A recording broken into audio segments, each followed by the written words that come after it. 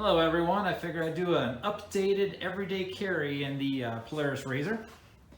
And I've broken it down into different categories, basically in the cockpit or in the glove box you could say. And then I have like an accessory, and then like the two things I like to carry in the fall and the winter, which would be the chainsaw and then extra recovery gear. So I figured first I go through what I keep in the glove box. I always have a bottle of tire slime. And then I have the tire repair kit, the plugs and all that. First aid kit, Harbor Freight air compressor, and then the Polaris tool kit. And then these two over here are the cables. I got the one here for the drift camera if I need to charge that as I go. And then I also have this one for the iPhone 5 that I use for GPS. I still have my old iPhone 5 that I mount on the center there. So I use that for GPS, and then I plug it in with the accessory portal there to charge it as I go, because the GPS actually uses quite a bit of power. Then I added another accessory port in the back here, and I can use that to charge the camera or the two-way communication. And then over here I have this little ammo box that I use for storage. I used to have a little Walmart box. Actually, it's over here. Used to use that. Really liked it. But what I did was I made this little bracket to kind of space it up off the back cargo area. And then I used the regular rubber stopper boat anchors, I guess you could call them. And I use that to tie it down. And that's good. Lots of space. So you see it's just bolted to this metal frame here. Nice little ammo box. I'll put a link in the description. Got it off of Amazon. But essentially, extra belt. It's always good to have that. I've had to jumpstart quite a few vehicles on the trails, surprisingly. And so I have this Rockford Pocket Power. I had quite a few good reviews on YouTube, so and it's worked out really well. It's jumpstarted quite a few vehicles out on the trails and just out and about, running to different people. Of course, I ditched the toilet paper and I now use the Flushable Wipes. Works a lot better, and everyone who seems to use them likes them a lot better. I put the old t-shirt on the bottom of the box, kind of like cushioning, and also has an extra rag. Earplugs, you never know when you need them. And also if you're chainsawing a lot, it's good to have.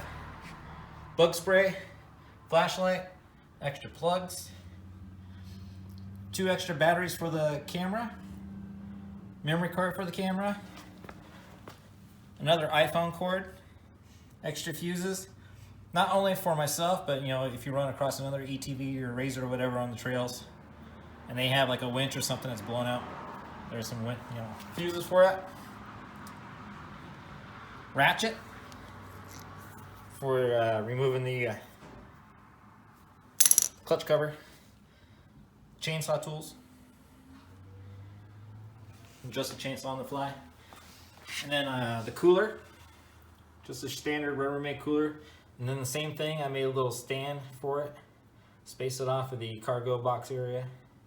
And then the same thing, rubber stoppers for the Polaris lock and ride. And then I always carry extra winch. You know, you got 50 feet of winch lead, you know, on the machine, and here's an additional 50 feet, so you can go out to 100 feet.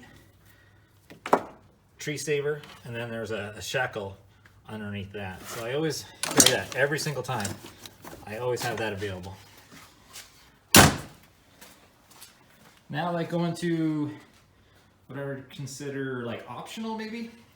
But starting with the first snowfall here in Colorado, you'll run into fallen trees and whatnot. So it's always good to have a chainsaw with you.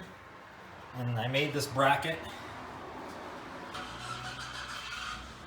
Mounts to the roll cage there.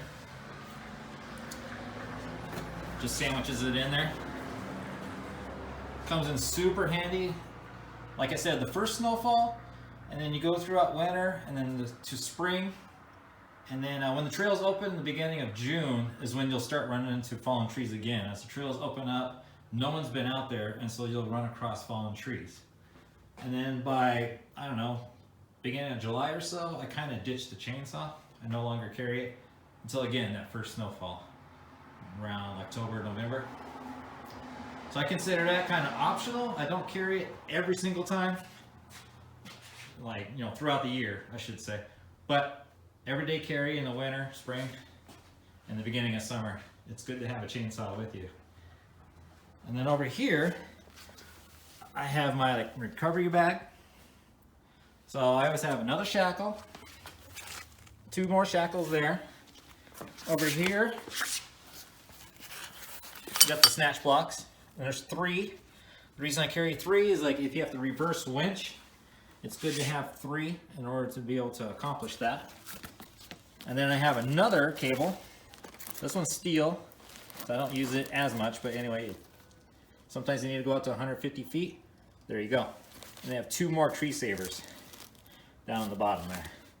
So 2 tree savers, 50 feet of cable, 3 snatch blocks, 3 more shackles. So that makes a total of 4 that would be on the machine. Basically, I'd say it's only like a winter thing. I'm not really too concerned about mud or anything like that any other time of the year. But when you come into deep snow and whatnot, you're just going along and boom, you hit like a drift and you're stuck. So that's kind of like my winter recovery bag. I pretty much ditch it by the time, I don't know, like May or June. It's pretty much, I no longer carry it. But there we go, an overview of like a razor everyday carry, at least what I bring with me on the machine. I'm not necessarily going to talk about like firearms or knives or anything like that this time around, but I usually do carry a firearm, mostly a 9mm. Sometimes I'll take the 45, and then I always have a knife on me. Here is the cargo box and cooler mounted in the back of the razor. So you see they stand off from the bed, which is good for heat and for cleaning. And there you have a demonstration there of them mounted in the bed of the razor. So there you go.